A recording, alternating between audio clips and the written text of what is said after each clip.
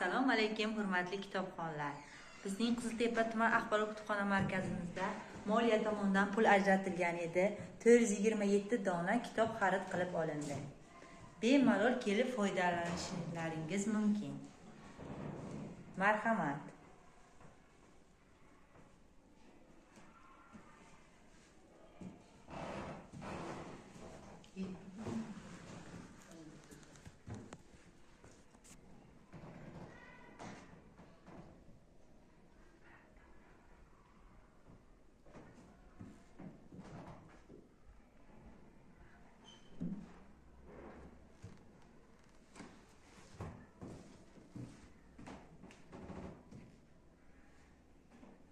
Bolajonlarimiz uchun, o'rta yoshlilarimiz uchun turli xil kitoblar mavjud.